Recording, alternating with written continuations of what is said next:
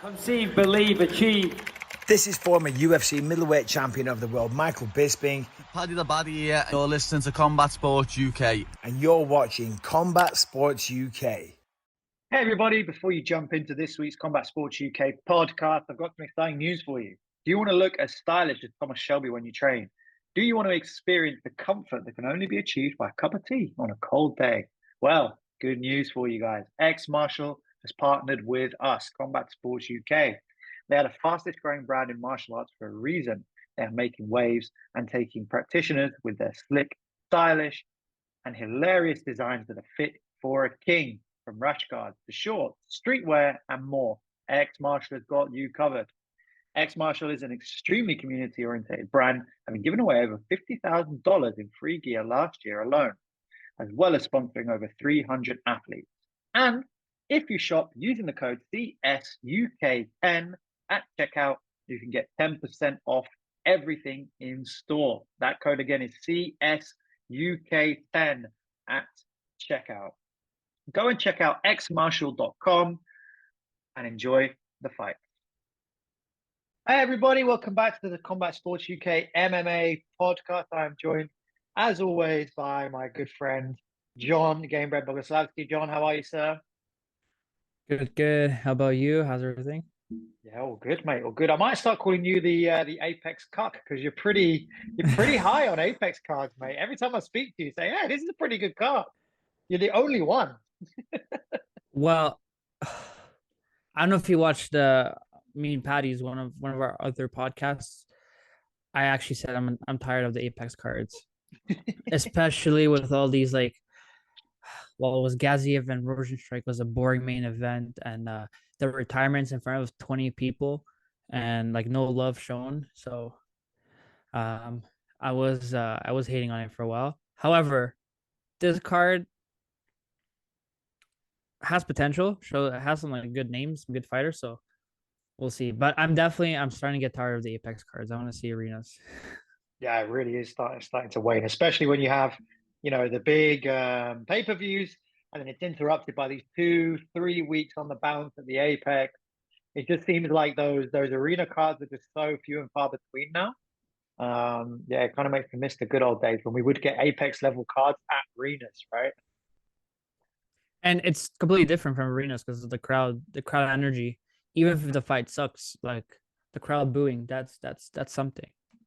And one thing that I don't see a narrative about, right, which I find actually quite curious that they would do this, from a competitive advantage standpoint, the Apex is not the same as competing in an arena because of the size of the octagon, right? It's imagine playing American football, baseball, football on, okay, we're going to play it on 3/4 of the size of the field. No, makes no sense. Doesn't make sense as a sport. It's crazy. But anyway, we are here to preview Amanda Ribas and Rose Namajunas going head-to-head in this main event this weekend at 125 pounds. Obviously, Rose Namajunas deciding to stay at that weight despite losing her debut at that weight over in Paris against Manon Fiorot, who is in a crunch match of her own coming up pretty soon for the division. Do you want to start with Namajunas? Thug Rose. Well, Rose's stock lately has been falling since she lost to Carla in that rematch, and that news fest. I don't know. It wasn't even a fight. It was more I don't know. That was actually the time where I went to get beer, went to the washroom and not watch that fight because no thoughts behind there. But I would say I'm excited to see Rose back, but that would be a lie, because she hasn't done anything in the last few fights. She moved up. She, like you mentioned, fought for Riyadh and wasn't that impressive. Looked smaller than her. Broke her hand. Her hand looked ugly afterwards, if you remember the picture. And I don't know if we'll ever see Rose as a champion again in any weight division. I think flyweight she looks kind of smaller compared to Faryad, and she's top of the division. Ribas is just inconsistent fighter, so winning against her, I don't see her jumping to the title contention anytime soon. Even next week we have Faryad versus Erin Blanchfield, and I don't see Rosa beating any of these girls as well, just because she It, looks so much smaller than them. yeah, so I mean that's the question for you. Is that a division thing or is that a skill set thing? Do you think at this weight class? It's no. Rose has the skills, right? We know she's a good striker. She has heart. She's tough. She can go 5 rounds, 3 rounds, whatever she needs. She can wrestle. She can wrestle as well as she did with Zhang Weili You can in the second wrestle. fight. You can Yeah, wrestle. as she did in her second fight. Um, but the there's a reason there's weight classes, and I just think you want to compare her to the top of the division, and they're just too big, Grasso, Shevchenko, Farrat, Blanchfield.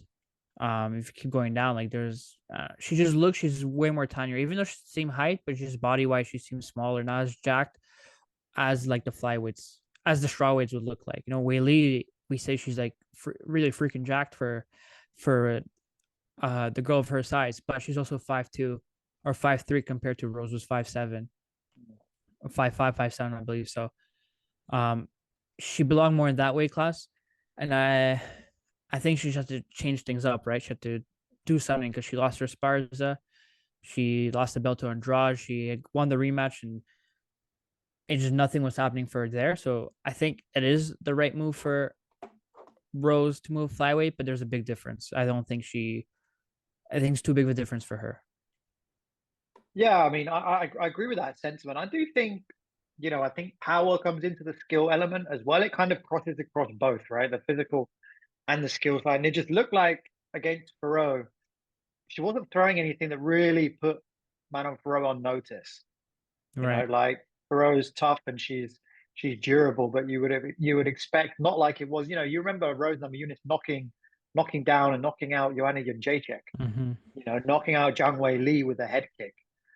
So Rose at that division, she's got the power, but at this division, she just seems to miss it. And it kind of, I don't know whether the weight cut's a real big problem for her, but it just seems very odd to me that you would have that Carla Esparza performance. Weili would get the belt back. And even though you have 2 wins over Weili, I don't see the logic of going down. I'm sorry, going up a division. I think why not call for that third fight with Zhang Weili? At the time, there was nobody really knocking on the door, so to speak, that was really popping their head out like Yan Xiaonan is at the moment, and a couple of others. Just seems like an odd decision, and I don't know. Again, I think we might kind of get like the wool pulled over our eyes a little bit because I think she might out Rose Namajunas, if that makes sense. Amanda Ribas. So she will kind of, when we talk about the matchup, I think she's going to stick and move as much as she can in that small octagon. And I think Hebas is going to have a problem getting near her, really.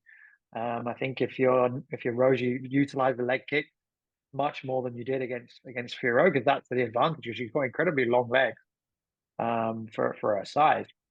And then you just have to survive the barrages, really, of Amanda Ribas. I don't think Ribas has got the skill set. I mean, what is she ranked at now? Let me just have a look Number here. 8. Number 8, right? So, I mean, I would say that's pretty much her ceiling. You start getting to your Jessica Andrade, Macy Barbers, Ferro Blanchfield. I don't think she beats any of those. So You could yeah, have your trilogy fight versus Andrade, a flyweight, but top 5 is the most you'll move up to, especially with her. She fought Friot last time, and even though she wasn't horribly outclassed, but she didn't even get ranked after in the flyweight division. She's still unranked there. yeah, she's still unranked. She's still unranked. So yeah, I don't know. What do you think about Rebus's side of the fight here? I don't know. Hebas has been inconsistent since she got to the UFC, right? She's been moving up and down, trying to just get fights on her record. She in her last she won one her last fight. She lost one before that. She won it, then she lost, then she won, then she lost. And her wins come from Paige Van Zandt, Randa Marcos, Mackenzie Dern, Emily Whitmire, which is her last winning streak back in 2020. So 4 years ago now. And these other than Mackenzie Dern, they're not in the UFC anymore, right? So she definitely got that hype, beating Mackenzie Dern and going and I guess going on some trying to go off that winning streak. But then she faced Marina Rodriguez, and we all know how good she is. Mm-hmm. Stopped her there. And Rodriguez isn't even flyweight. Rodriguez is at strawweight, if I'm correct. And so then she beats Verna, Yandroba. That's a good win. And she loses to Caitlin Serminara. Wins versus Viviana Rujo, loses to Barber, wins versus Luana Pinheiro. So she's got to find her stride going somewhere. Pick a division and build a momentum to fight, because she also doesn't have a good chin. Her chin has failed during most fights. With Rodriguez, I remember she just stood there and it sounded like the ref was about to stop it, but she's like not consciously still moving. She looked like a zombie standing. And then eventually the ref stopped it after 2-3 more shots. So yeah, I mean, she never. I mean, if you look at that, the way you spelled it out there, she goes win loss, pretty much. She has done for her last 4 or 5 fights. Never goes 2 losses back to back, but she's coming off of a win. So all things would point towards a loss. Although her last win was a spinning wheel kick to punches, which is pretty cool. A pretty cool finish. she did have a good fight last fight, but Yeah, she did. She did. And I hope she does put it together, because she's a great personality. She brings a lot of energy there, and she's good to have around. But then we all kind of, I don't know. Maybe you're right that the gloss, I guess, the Rose Namajunas is kind of wearing off on the fans because of these last few performances, and just because maybe her inactivity and things like that, is that kind of causing a problem. Although she's turned this round around pretty quick. Where are you going to go with this one, John? I'm gonna go for another epic main event apex prediction. I'm going with a decision for Rose Namajunas by mostly wrestling. I think she's going to wrestle. Yeah, I would agree. To be honest, I think decision. Rose Namajunas is probably the safe way to go. I don't think either of them have got enough power to knock each other out. I don't think either of them are good enough on the ground to submit each other. So yeah, it kind of points towards a 25-minute slugfest, basically. 2 gentlemen that may not be in a slugfest is Carl Williams and Justin Taffer, who is subbing for the brother that subbed for him because he got injured subbing for him. Junior and Justin Taffer. I mean, is this the better of the Taffers? Who knows? This Taffer's on a 3-fight win streak. Coming off wins again. Who is he coming off wins against? Austin Lane, Parker Porter, and Harry the GOAT Hunsucker, all by knockout in the first round. So this should not go long. I mean, Carl Williams is coming off a couple of 3 decisions. Chase Sherman, Lukasz Brzeski, and Jimmy Lawtham. But he's on quite the win streak. He's undefeated so far in the UFC. What do we think about this one? The brother coming in for the brother who got injured, coming in for the brother. I love that. I think it's hilarious. I think when you sign to fight Tafa, you don't know which Tafa exactly. They just leave the first name blank, and you're like, well, okay, well, I'm gonna train for both. But they have similar style anyways, and they're both knockout artists. Big Australian guys, So I like Tafa. We like Tafa same way we like Mark Hunt. Just big guy. Walks you down. Doesn't care if he gets hit. Will try to get you to knockout and just walks away.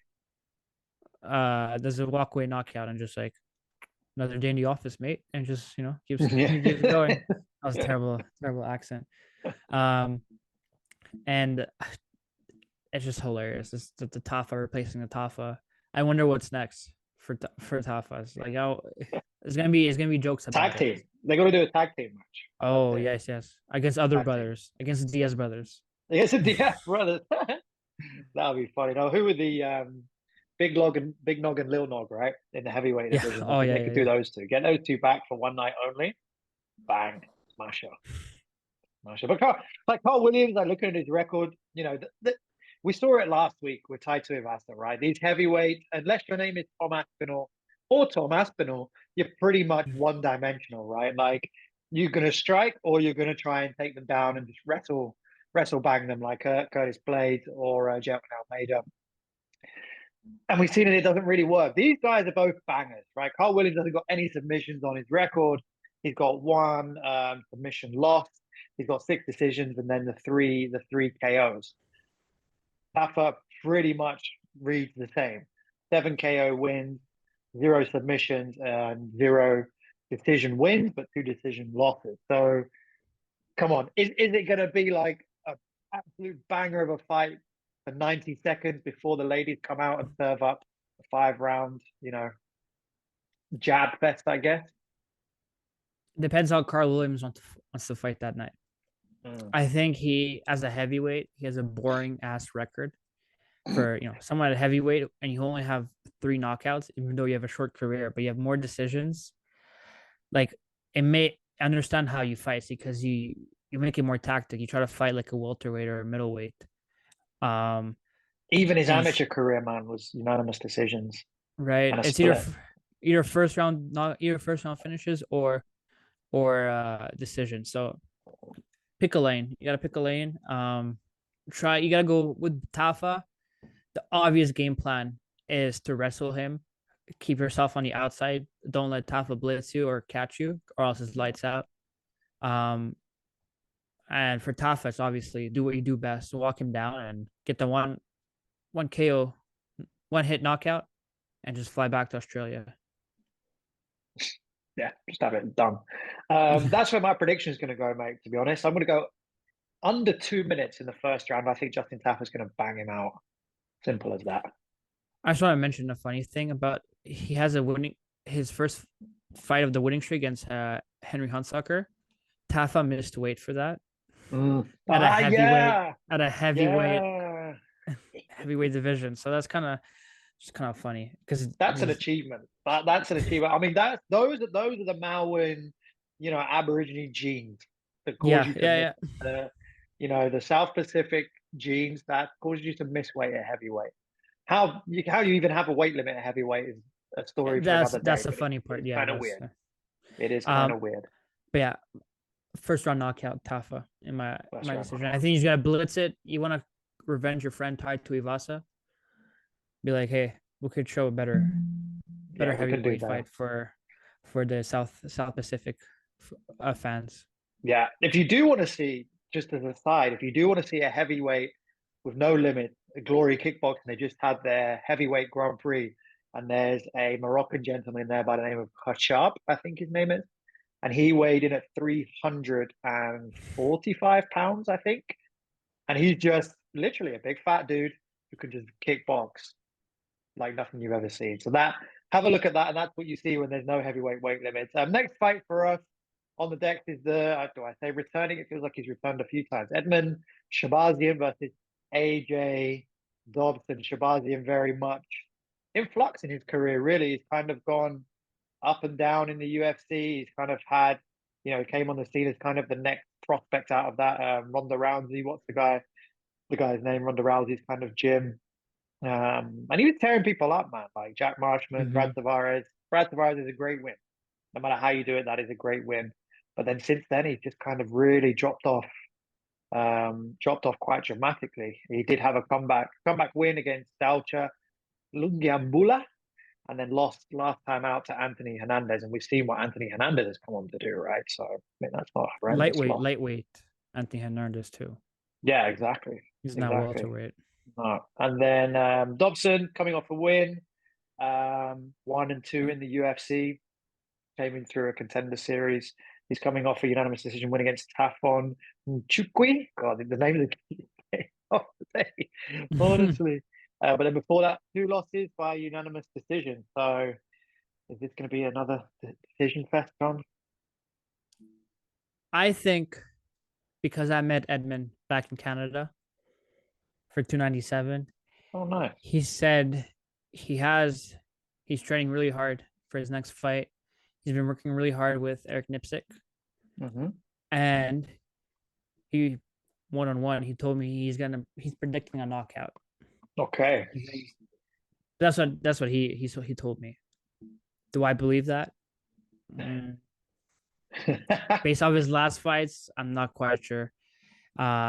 He definitely the biggest falling off grace, right? The biggest prospect, undefeated, beating everybody left and right, and then just lost to Brunson, and then just everything fell off there. He fought everybody in top 15 with Brunson, Hermanson, and Imanov back to back to back. And I I don't know if that's like our conversation we had like with is that like we had a conversation about Kevin Holland with Nathan. It's like is Kevin Holland, is that his max potential? Is same thing for Edmund. Is his max potential being a 15 to 10 ranked welterweight or middleweight and go from there? Because I don't know what more he can do. He hasn't looked good, and AJ Dobson hasn't looked good either as well since he got off the Contender Series win. But his fighters, his losses are to good fighters, I believe. Compared to Shabazian, his losses are to vets in a way. Brunson's no longer in the UFC, but Hermanson's been in the UFC for as long as I remember. Obviously, just won against Joe Pyfer, so it's rough to call this fight. Yeah, I mean, Imavov's just cracked the top 10, hasn't he? Obviously, with that win over Dolidze, which was another standout from the Apex. Anthony Hernandez, I mean, we've seen what he's going on to do, right? So, and the thing about Shabazian is also he's young, man. He's 26. So he's getting that experience under his belt, and I think he's somebody where you watch him and you see him compete, and you just think if it can click for him, if he can really put it together, he could be a problem. Like he could be a problem. There's definitely signs early on that if he can put it together, he can be a problem. But it's got to just, I think it might be a concentration thing because you look at some of these, round two, end of round two, start of round three, end of round three, losses. Is it a concentration thing? Is it a mental thing with him much more than a technique thing?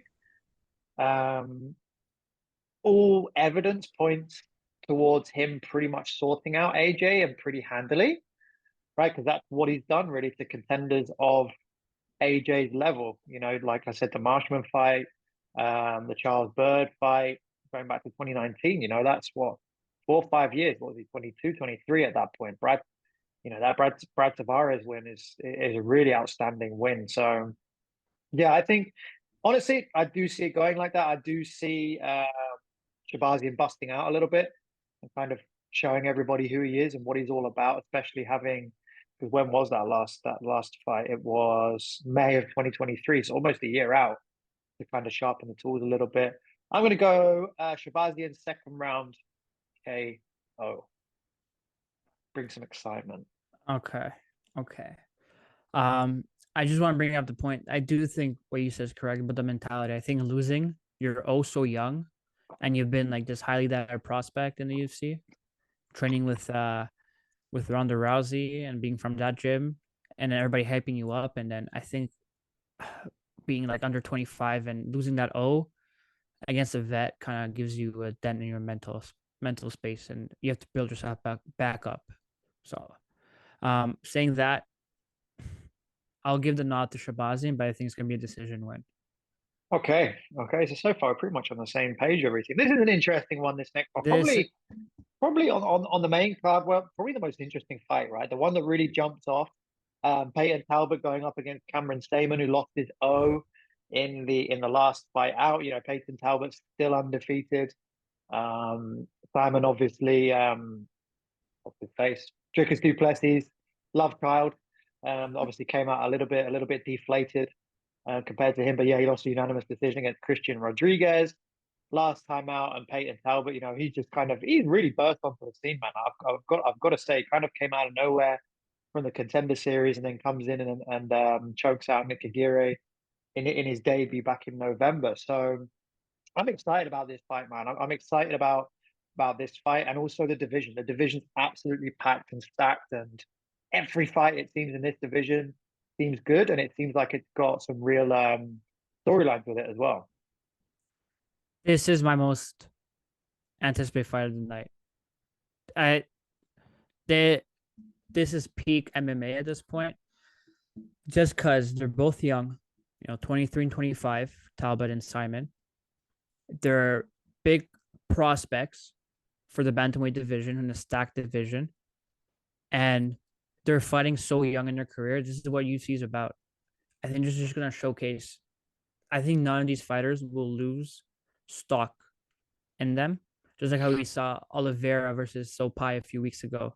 How none of those fighters lost stock, but it just showcased how good the future of the division is. Mhm. I'm very excited. This is why boxing sucks compared to UFC, because boxing will never. Just gotta throw a boxing jab there. Because boxing will never get these two fighters At that up, up, stage. up and coming young fighters, almost undefeated versus one loss in his career, face off each other so young in their career, so early in their career, I rather say. So this is gonna be my fight of night choice, and I feel like we'll have a crazy knockout here or something.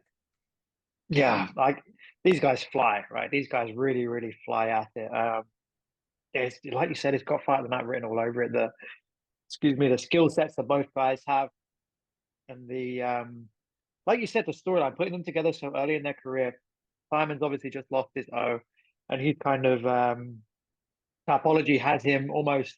Tapology has him at 47, and they have Talbot at 83 in terms of the worldwide bantamweight ranking. So you're essentially saying, yeah, he's basically double, right? Talbot's doubly down the rankings. I don't think it's that far away at all, to be honest. I think how's it going to go?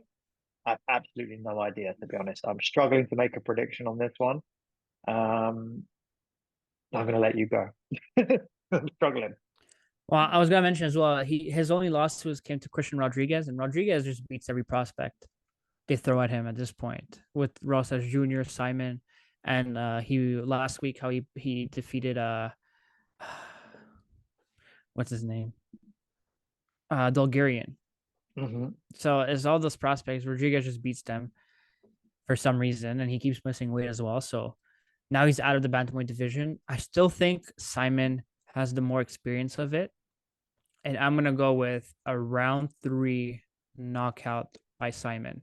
Ooh. Ooh. But I Okay. think this is gonna be an amazing fight. It's gonna be an incredible fight, and we're gonna be only talking about this reviewing when we're gonna review the following week. I would agree. Yeah, I think it's going to be exactly the same, exactly as you say. And I think the phrase contender comes out of this fight. Whoever wins it is going to be pushing, or should be pushing that top 20, because it's just they're both super exciting. Blah, blah, blah, blah. Peyton Talbot, second round knockout. Just to be different. Yeah, I think he's going to catch Simon with something. I think Simon's going to come in a little bit over the top in that first round, and I think he's going to get caught in the second. I think Talbot's going to work out his range pretty quick. Next one, two more left on the main card. Then I'll pick for the prelims. Billy Quarantillo against Yusuf Zalal. Now listen to this one. We were just talking about the Tapology rankings, right? Quarantillo comes in at 19. Yeah, I'm seeing it right now. Yeah. Zalal comes in at 304. What is going on here? How has this happened? What on earth am I seeing? This is Zalal's debut as well. Has he just come out of nowhere? No, What's he the got crack cut with from this? the UC already. He was 3-3, 3-3-1. Okay, yeah. Can I give you a theory of mine? Mm. Do you know who's Lal's dating? Ian Gary's wife. Sorry, No. go on. Macy Barber. So they're a Uh-huh. couple there. Yeah, Zalal was 3-3 in the UC in his first stint. Started Yeah. dating Barber, and maybe Barber was pushing for her BF to be back in Mm-hmm. the UC. Billy had a fight.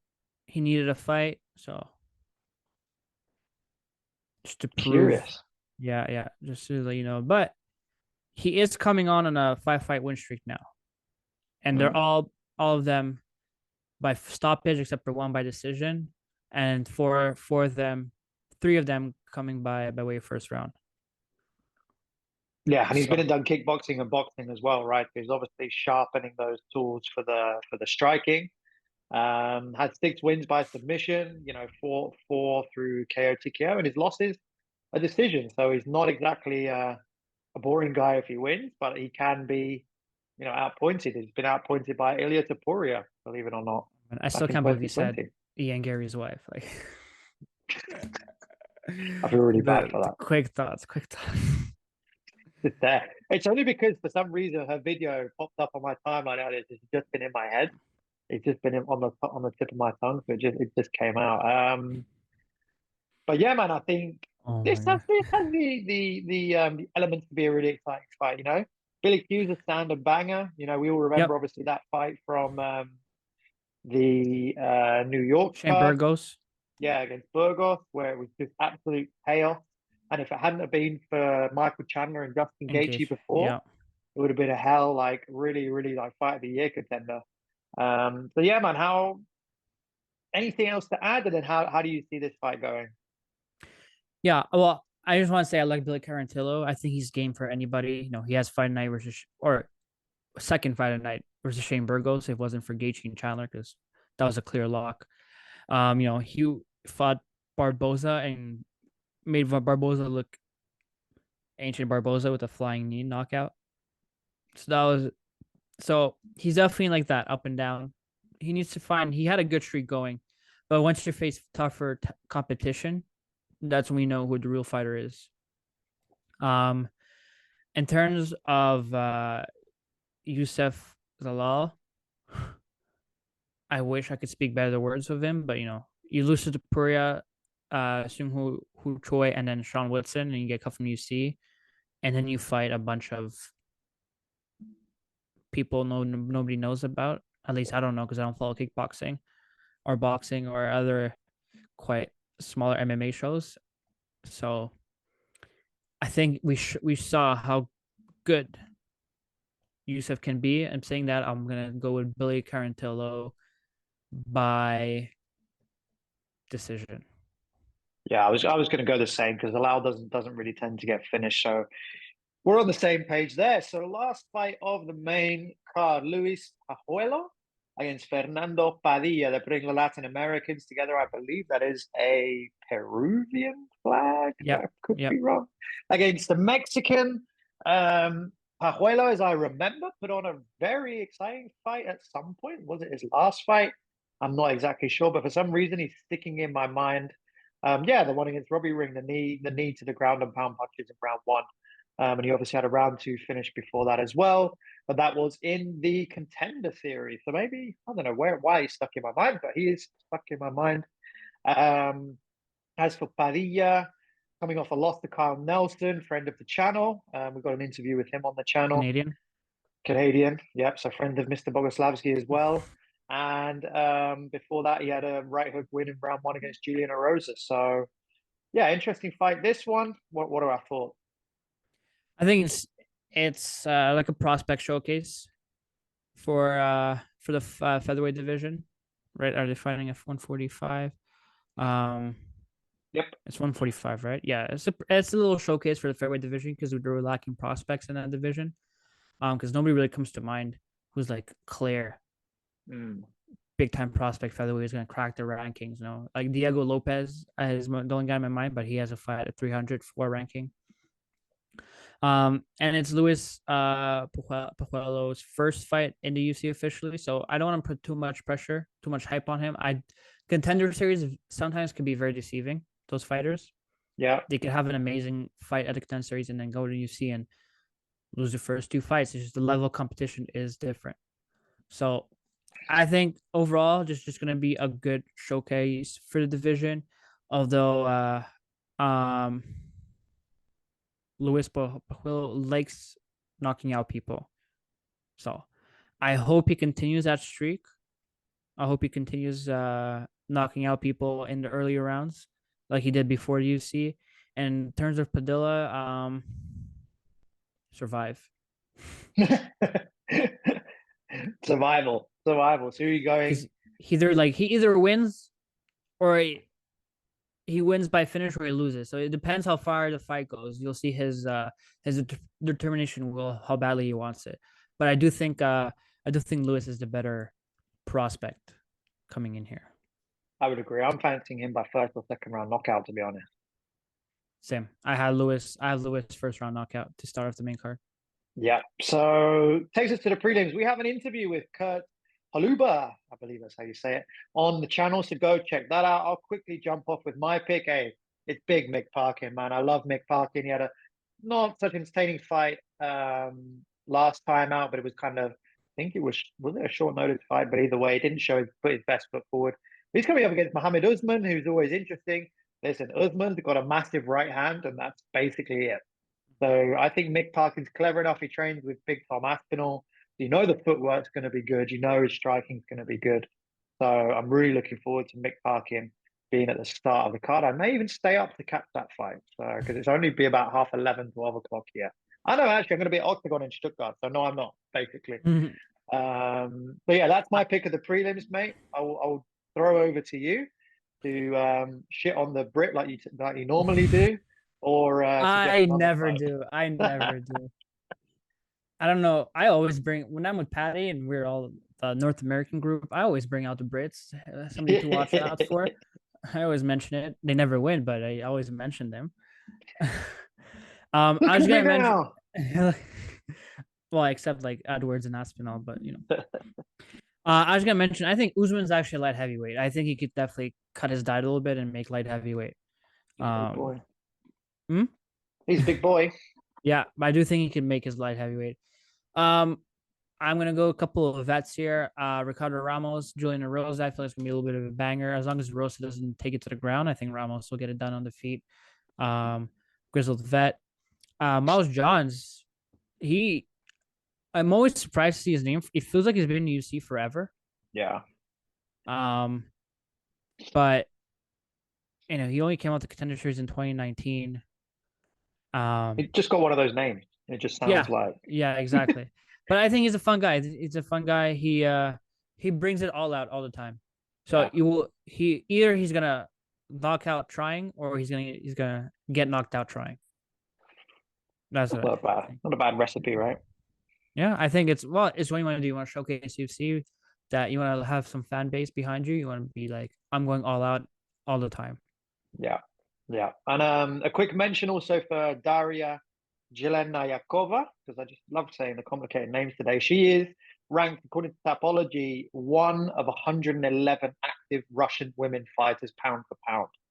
So she might be quite decent, one would imagine. She's coming up against Montserrat Rendon, another Mexican fighter, and she's currently in at 22 for the current best female bantamweight. Who knows? The bantamweight division needs some excitement, so that could be a good one. They need something, yeah. My friend, Mr. Apex, any final words before we sign off this evening? Call me that. I prefer Game Bread than Mr. Apex. I'm on the bandwagon of no more Apex cards. All arenas now. I don't care. Go anywhere. There's 50 states. There's 50 states in the United States. There's 10 provinces in Canada. You can go about in Mexico, Brazil, so many Latin American countries. If you don't want to change time zones, just go south. I'm sure the fighters won't mind either. Yeah. There's so many European fighters too. Like, come on, man. No more of these Apex cards. All right. And well, listen, John, thank you as always for your time.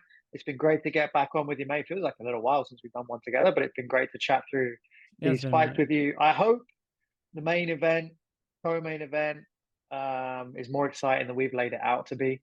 But definitely those early fights are good.